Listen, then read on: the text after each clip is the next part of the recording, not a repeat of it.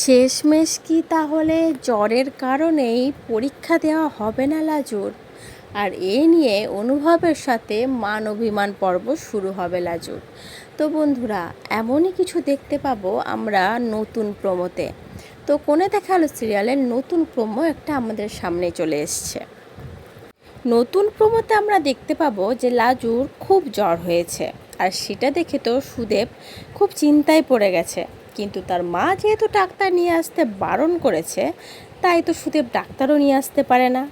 পরে আমরা দেখতে পাই যে লাজু প্রচণ্ড জ্বরে ভুল বকতে বকতে একটা সময় তার পরীক্ষার কথা জিজ্ঞেস করে ফেলে।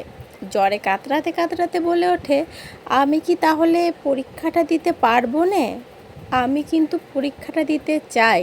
সুদেবের দিকে কাতর আর্জি নিয়ে তাকিয়ে থাকে লাজু। অন্যদিকে দেখা যায় লাজুর পরীক্ষার দিন অনুভব লাজুর কলেজে হাজির হয়ে যায়, কিন্তু লাজু তো আসে না। সেটা দেখে অনুভব ভাবতে থাকে, লাজু কি পরীক্ষাটাও দিতে আসবে না নাকি?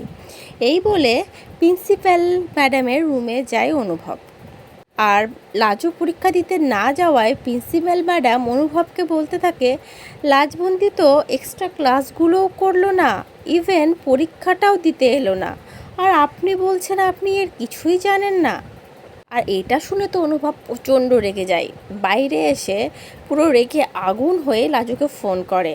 লাজু ফোনটা ধরলেই অনুভব বলতে থাকে, তুমি একটা কাজ করো হ্যাঁ লাজু, হ্যাঁ, পড়ালেখাটা তোমার দ্বারা হবে না, ওটা তোমার কাজ নয়।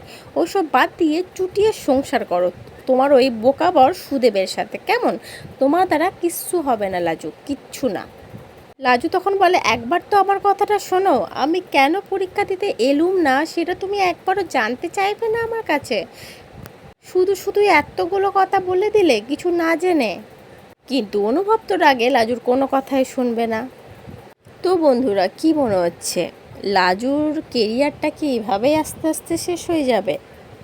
লাজু কি তার সংসার জীবনেই একবারে থিতু হয়ে যাবে, নাকি সবার এগেনস্টে গিয়ে আবার পড়াশোনায় মন দেবে, নিজের পায়ে দাঁড়াবে, নিজের স্বপ্ন ডাক্তার হওয়া সেই স্বপ্নটাকে ফুলফিল করবে, আবার কলকাতায় অনুভবের বাড়ি ফিরে আসবে? কি মনে হচ্ছে লাজুর এখন কি করা উচিত?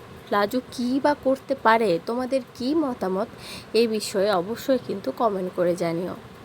লাজু তো দুটো দিকই রক্ষা করতে চাইছে, একদিকে তার সংসারও ঠিক রাখতে চাইছে, অন্যদিকে তার কেরিয়ার। কিন্তু আদৌ কি দুটো দিকে সমান তাল রেখে সে চলতে পারবে?